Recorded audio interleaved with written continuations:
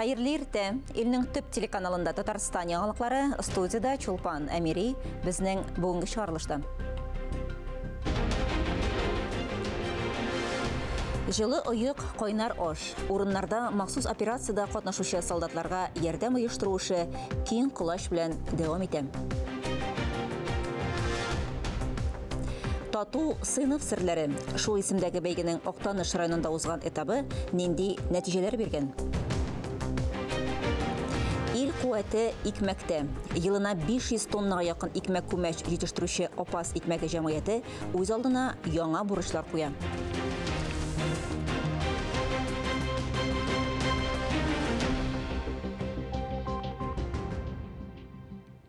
Шыгарлышыбызны һава тырышынан башлыйбыз.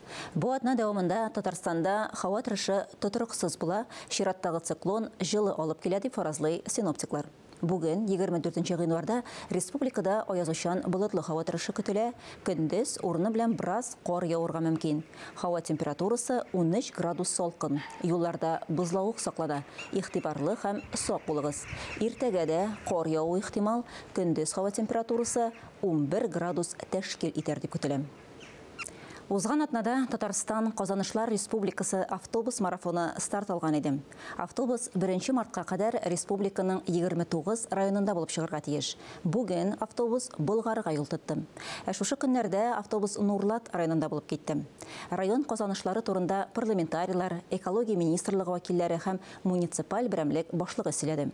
Милли проектлар Россия президенты Владимир Путинның май указлары кысаларында гамәлгә ашырыла.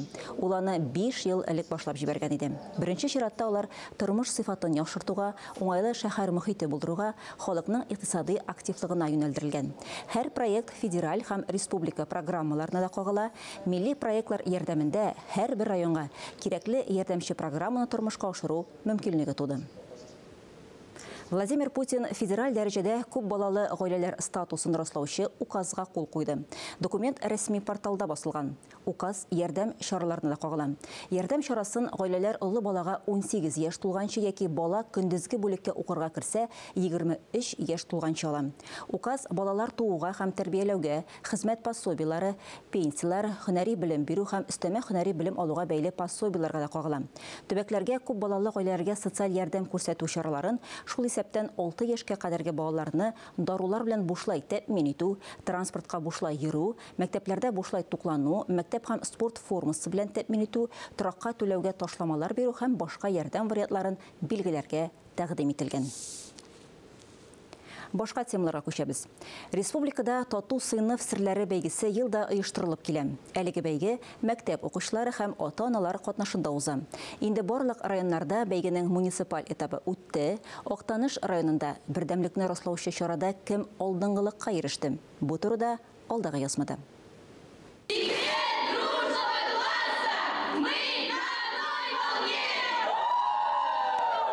Республика күләмендә тату сыйныф серләре конкурсы уздырылып килә. Ел сайын район мәктәпләреннән командалар үз көчләрен сыный.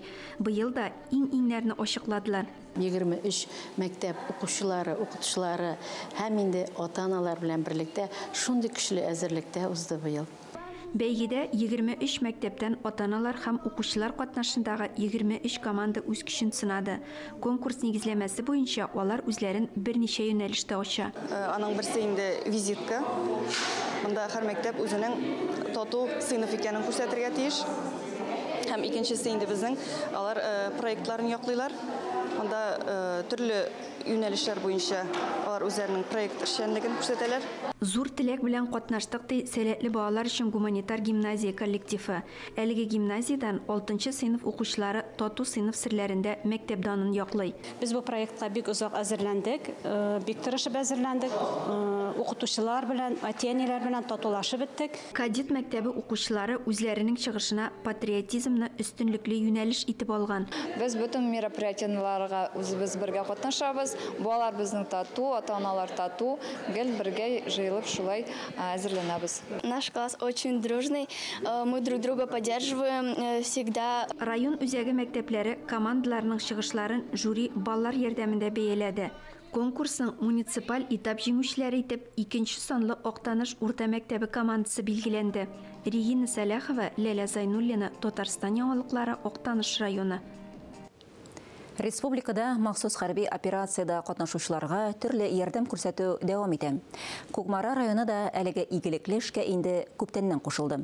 Районның Собанчы авылының битараф булмаган кешеләре бергә җыелып, маскировка шелтәрләре үрә, оек башлар, бияләйләр бәйли. Чираттагы гуманитар ярдәмне әзерләүдә Кукмарадагы хәбәрчебез Миләүшә Хаҗиева да катнашты.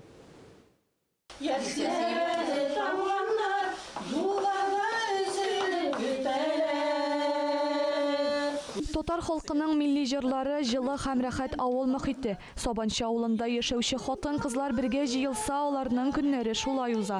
Көннән-көн районыбызда махсус хәрби операциядә катнашучы солдатларга ярдәм итәргә теләүчеләр саны арта. Әлеге эштән бу авылның битараф булмаган кешеләре дә читтә калмаган. Бүгенге көндә алар токмаш кисү белән мәшгуль. Соңгы тапкыр хәрбиләргә шундый 30 коробка өй ризыгы җибәрелгән. Бу мобилизация башланганнан соң инде берничә тапкыр менә шушындай токмаш кисүләр менә җибәрдек әле. Гадәттә хатын-кызлар атнага 3 тапкыр кунакчыл хуҗабикә Әнисә Гайфетдинова да яки мәдәният йортында җыелалар. Аларның шулай ук махсус төркемнәре дә бар. Биредә хәрбиләргә һәр яклап ярдәм итү мәсьәләләре турында фикер алышалар. Токмаш әзерләү белән бер рәттән Собанчы авылында яшәүче хатын-кызлар җылы йон оек башлар һәм бияләйләр бәйлиләр. Собага алар китүгә, аларны җыя башлауга без инде уйлый башладык.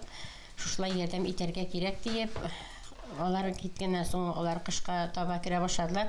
Кышка кергәч аларның аякларына җылы носки кирәк, бияләй кирәк дигән уй килде башка. Собанчы авылындагы хатын-кызлар инде берничә тапкыр махсус хәрби операция зонасына җылы киемнәр җибәргәннәр. Күптән түгел генә алар тарафыннан 50 пар носки һәм 30 пар бияләй бәйләнгән. Хатын-кызларның һәр очрашуы җылы мөхиттә уза. Анда алар гуманитар ярдәм әзерләү белән бергә безнең сугышчылар өчен дуга кылырга да онытмыйлар. Тиздән яратып әзерләнгән йорт ризыгы һәм бәйләнгән йон киемнәр фронтка чираттагы гуманитар ярдәм белән җибәреләчәк. Аларның барысы да хәрбиләргә туган якларын, әти йортын һәм җылы әни кулларын искә төшерергә бер сәбәп булачак. Миләүшә Хаҗиева, Марат Сабирҗанов, Татарстан яңалыклары өчен Кукмара районыннан. Күмәк эш тау күчерәделәр халыкта. Бу көннәрдә махсус хәрби операциядә катнашучы солдатлар өчен Соба районы да солдатка аш дип исемләнгән акция оештырды. Әлеге акция райондагы һәр җирлектә көннән-көн киңрәк кылыш белән дәвам итә. Игътибарыгызга Соба районының Җәмигъ мәчетеннән әзерләнгән репортажны тәкъдим итәбез.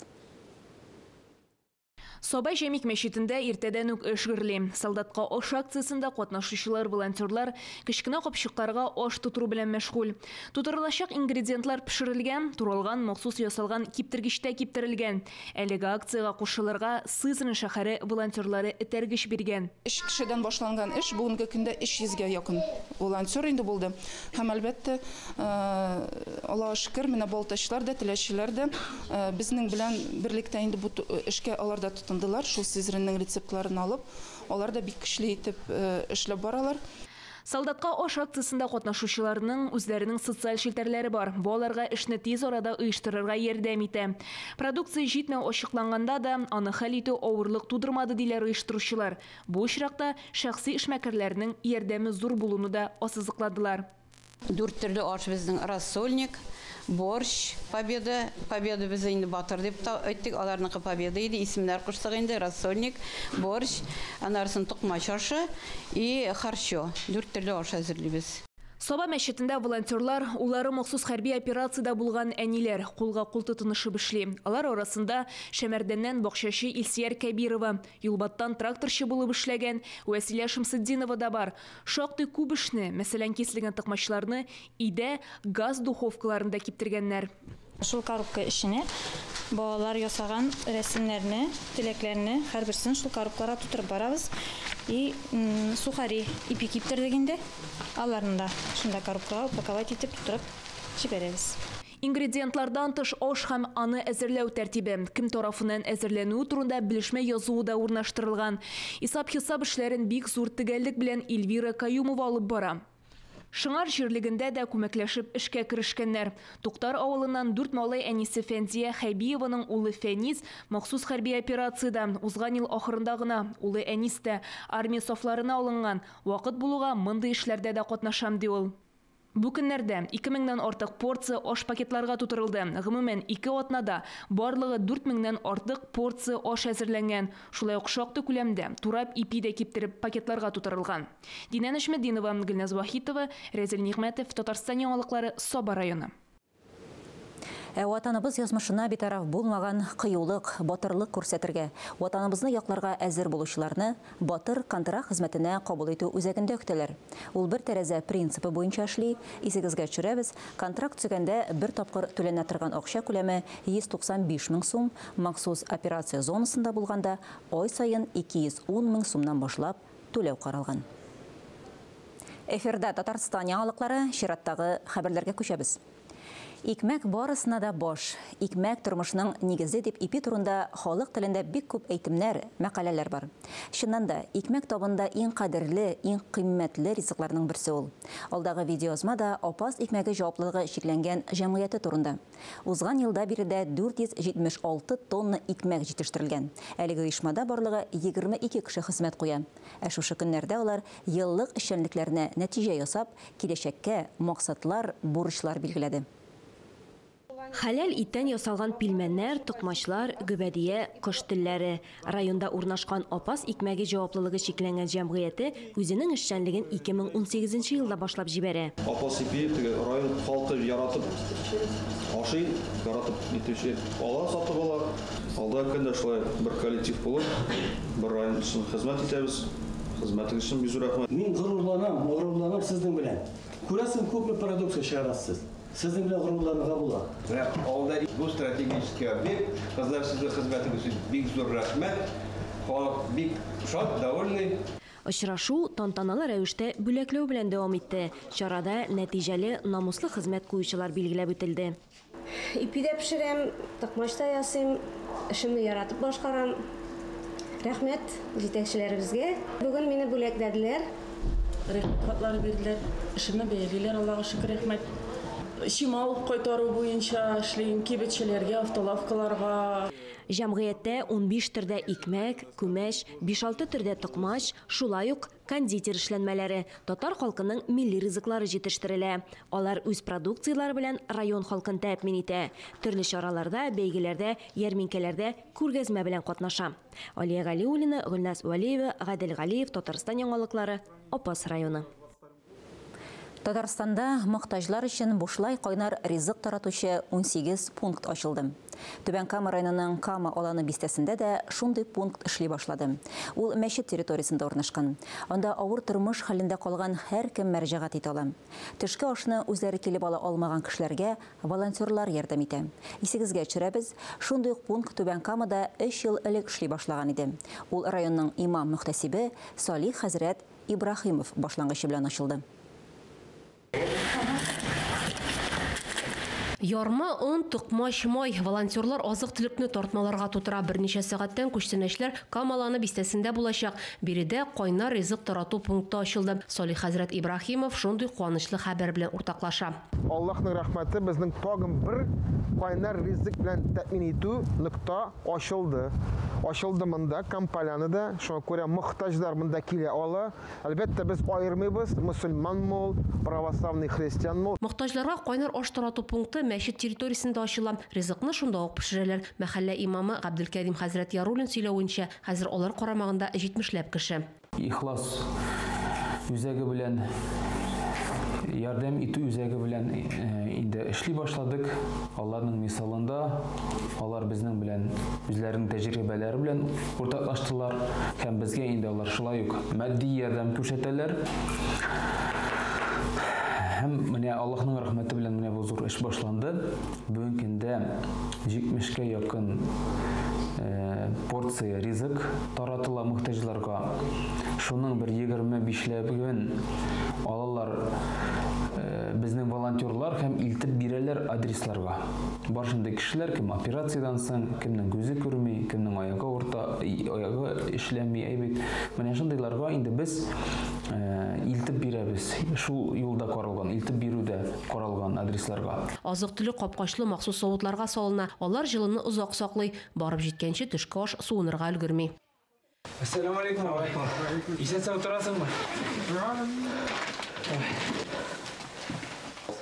Бүген дөгеле аш, ит белән токмаш, ипи, җомга, менюга җиләк җимештә кертелгән. Киләчәктә мохтаҗларга башка социаль сораулар белән дә ярдәм итәчәкләр. Чөнки үрнәк алардай мисаллар бар. Шундый ук пункт Түбән Камада 3 ел элек эшли башлаган иде. Ихлас үзәге Салих хәзрәт Ибрахимов башлангычы белән ачылды. Волонтерлар эш тәҗрибәләре белән уртаклашырга әзер. Гөлия Нигъматуллина, Рафаэль Ракипов, Татарстан яңалыклары өчен Түбән Камадан. 25 гыйнварда гадәттәгечә Россиядә студентлар көне билгеләп үтелә. Шул уңайдан республикабызда да төрле чаралар үткәрү планлаштырыла. 26 гыйнварда республика кон үзәгендә студентлар көне дигән кон бирү акциясы уза. Аңа 18 яшьтән өлкәнрәк 55 килограммнан артык авырлыктагы һәркем кушыла ала. Кон бирергә теләүчеләрне иртәнге сәгать 8-дән көндезге сәгать 12-гә кадәр Җиңү проспекты 85-нче йорт адресы буенча кабул итәләр. Әлеге акция кон бирү атналыгы һәм Татьяна көне кысаларында волонтер-медиклар һәм Казан федераль университетының ирекле үзәге студентлары белән берлектә уза. Татарстан Республикасы рәисе каршындагы татар телен һәм Татарстан Республикасында яшәүче халыклар вәкилләренең туган телләрен саклау, үстерү мәсьәләләре комиссиясе тарафыннан уздырылган татар телендәге 2нче әдәби конкурсының нәтиҗәләре үткән ел азагында билгеле булган иде. Татар прозасы нинди үзгәрешләр кичерә? Онда замана проблемалары нинди чагылыш таба? Әлеге һәм башка сорауларга җавап табу өчен без бүген актуаль әңгәмә сәхифәсенә кунак итеп жюринең алыштыргысыз әһеле, филология фәннәре докторы Дания Захидуллинаны чакырдык. Әңгәмәне журналист Миңназым Сәфәров алып бара.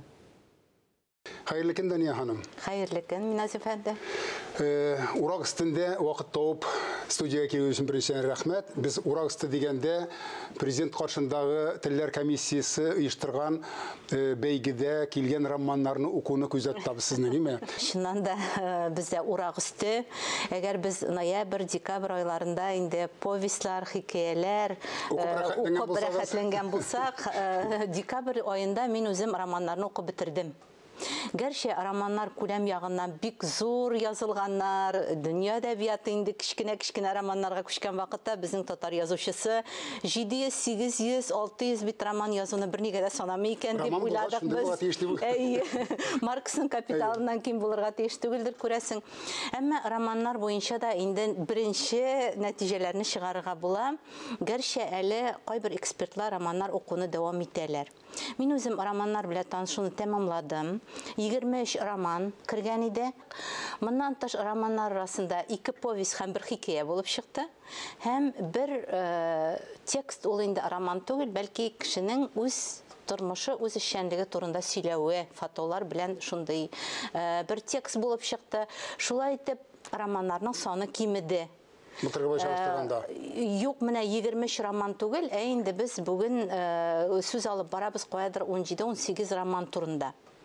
Әлеге романнар арасында мин үзем 10 шорт-листка керә торган романны аерып чыгардым. Бу инде яхшы, 10-ны аерып чыгара алу.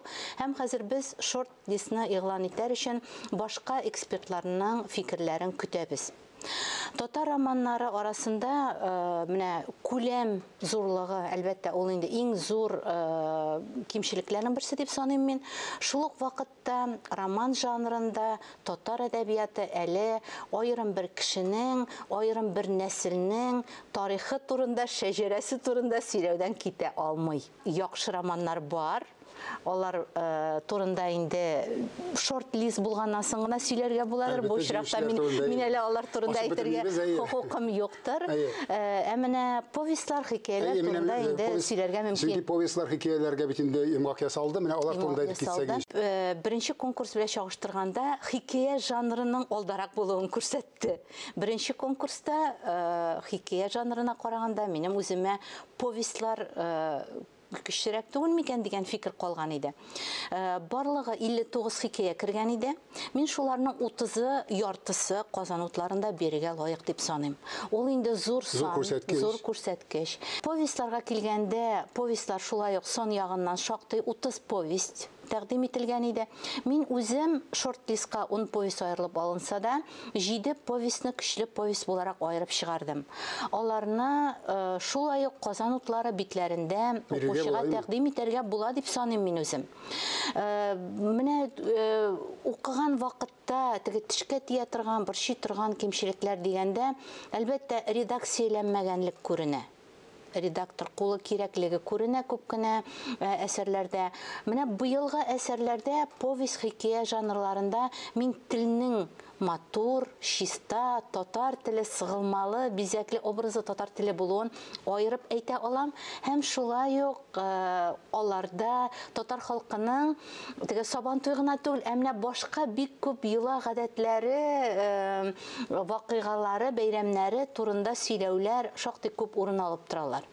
Һәм менә шул барлык әсәрләрне укыган кеше буларак, менә мин үзем эчендә татар дөньясы, татар менталитеты, татарның рухи дөньясы, мәдәнияте хакында шактый күп мәгълүмат ала алдым бу әсәрләрдән дип әйтә алам. Прозаны алганда кая таба барабыз без? Без теге авангард һәм постмодернист әсәрләр белән мавыгабызмы яшьләр бит анда нәрсә күзәтелә инде улаймы? Бу сорауга бик озын итеп тә сөйләргә була. Мин менә бер әйбер әйтәсем килә, менә бу конкурс, икенче конкурс. Ул бит инде бер яктан дөнья әдәбияты күләмендәге әдәби әсәрләр яздыруны активлаштыру максатын куя, һәм икенче яктан шушы әсәрләрне укуга татар укучысын, яшь укучыны да тарту максатын куя. Һәм бу яктан менә әсәрләрнең төрлелеге, әсәрләрнең яңалыгы, ул конкурсның файдасы турында сөйли. Ул чыннан да шулай. Һәм гомумән алдынгы урынны алган әсәрләр дөнья әдәбиятына, татар укучысына чыгарырлык әсәрләр дип әйтергә мөмкин. Шул вакытта мин үзем менә әлеге әсәрләрне рус теленә тәрҗемә итеп, китап булып чыгару мәсьәләсендә үзенчәлекле карашта торам. Мондый әсәрләрне мин үзем журналда тәкъдим итеп карарга, аннары инде ашыгып кына бирелгән әсәрләр дә бар, эшләнеп бетмәгән әсәрләр дә бар. Аннары инде автор белән эшләгәннән соң гына тәрҗемә итәргәме, юкмы, аерым китап итеп бастырыргамы, юкмы дигән фикерне карарга кирәк дип уйлыйм. Әсәрләр арасында реализмда, романтизмда, модернизмда, постмодернизмда бар. Модернизм күп. Шулай да мин менә бер тенденцияны аерып күрсәтәсем килә. Әдәби әсәрләр, татар прозасы синтезга йөз тота башлады. Анда фәлсәфәдә, анда көчле, кызыклы психологизм алымнары белән тудырылган характерларда, бүгенге тормышта кеше психологиясыннан килеп чыккан көндәлек көнкүреш вакыйгалары да һәм милләтебезнең, татар халкының тарихы да бер үремтәдә бирелә. Ул шуның белән көчле. Мин моны бүгенге әдәбиятыбызны алга җибәрә торган төп тенденция дип саныйм. Рәхмәт, кызыктырдыгыз. Бу әсәрләрне укыйсы килә башлады. Һәм аларны без Казан утлары журналыннан Алла бирсә укырбыз дигән ниятдә калабыз. Шулай, рәхмәт. Исәнлектә күрешик. Хөрмәтле телевизор караучылар, бүгенге яңалыклар чыгарылышы тәмам. Берничә минуттан соң эфирны хәерле көн Татарстан тапшыру дәвам итә. Мин Шулпан Амири сезгә хәерле имин көннәр теләп бүгенгә сау булашам. Игътибарыгыз өчен рәхмәт.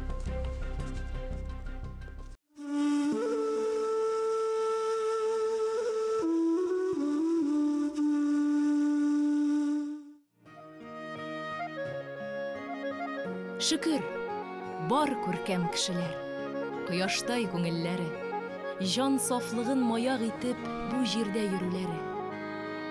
Әйткән сүзе инҗе алтын, фикерләр ташны ватар, ул кагылып үтсә әгәр, һабага чәчәк атар. Карашлары бөркетнеке, йөрәгендә ут ялкын, бер очкыны төшсә әгәр, елгада боз кузгатыр. Киң маңгайга уялаган тирән акыл, галилек. Ах, шундыйлар күбрәк булса, яшәр иде гаделлек.